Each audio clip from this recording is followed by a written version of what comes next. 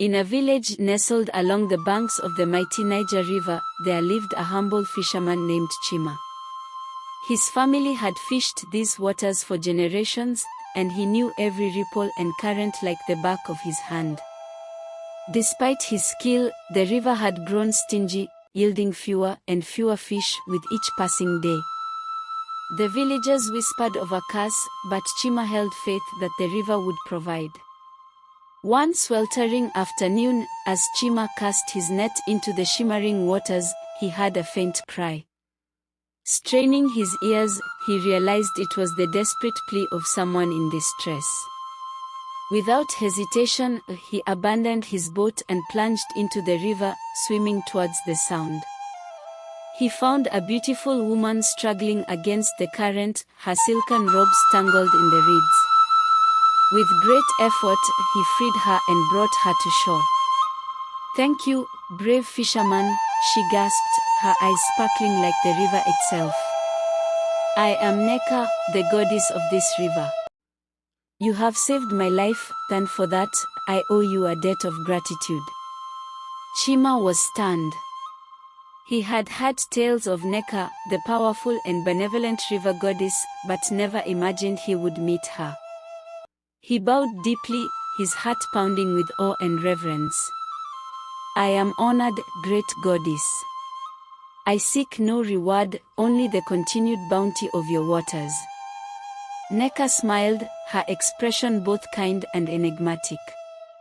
"You are humble and wise, Chima. Because of your selflessness, I will grant you one favor. Choose wisely, for this favor will shape your destiny." Chima pondered her offer.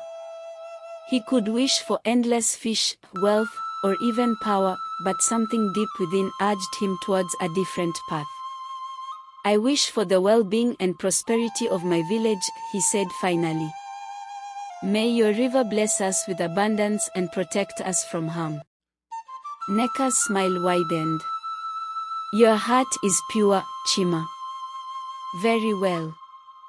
But know this, with great blessings come great trials. Are you prepared to face whatever may come?" Chima nodded resolutely. "I am, great goddess."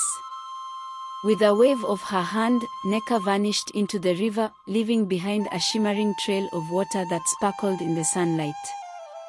Chima returned to his village, his heart filled with hope and trepidation. The next morning, the river brimmed with fish of all sizes and colors. The villagers rejoiced, their nets overflowing with the river's bounty. Prosperity returned to the village, and Chima became a hero. However, with the abundance came unexpected visitors, traders, strangers, and eventually, the band of mercenaries led by a ruthless warlord named Obina. Obina saw the village's wealth and demanded tribute. When the villagers resisted, he threatened to destroy everything they held dear. Desperate, Chima sought counsel from the village elders, but their fear paralyzed them. He knew he had to act. Under the cover of night, Chima ventured to the sacred grove where he had first met Neka.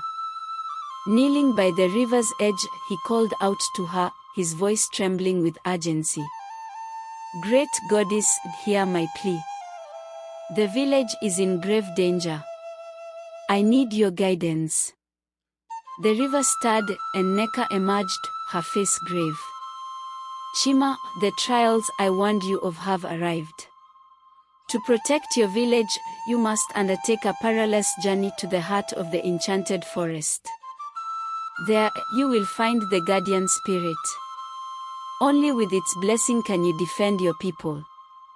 Without hesitation, Chima set off on his quest. The enchanted forest was a place of legend, filled with both wonders and terrors. As he ventured deeper, the air grew thick with magic. He encountered talking animals, mischievous spirits, and ancient trees that whispered secrets. Each step tested his courage and resolve. One night, as he rested by a fire, a shadowy figure appeared.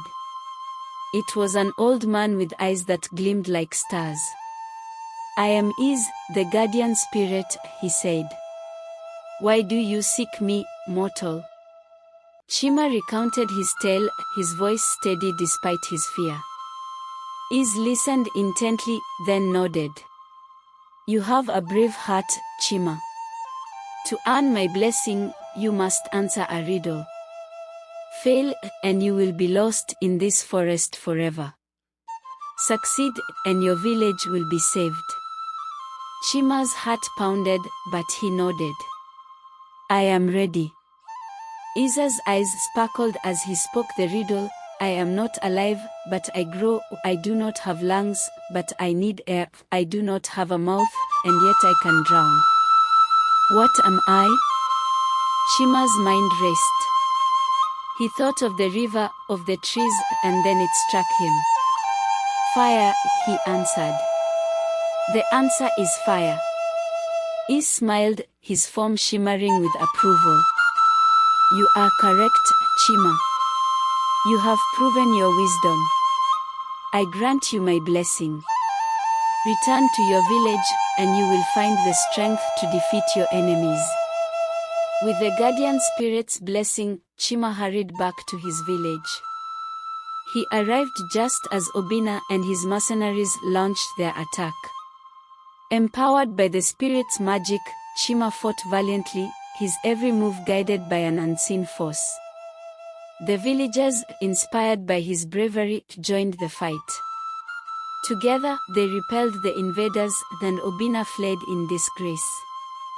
Peace returned to the village, and the river continued to bless them with abundance. Chima's name became legend, his story told and retold around the fire. He often visited the river, offering thanks to Neka, the goddess who had given him the strength to protect his people. And so, the fisherman and the river goddess remained intertwined, their tale a reminder of the power of courage, wisdom, and selflessness in the face of great trials.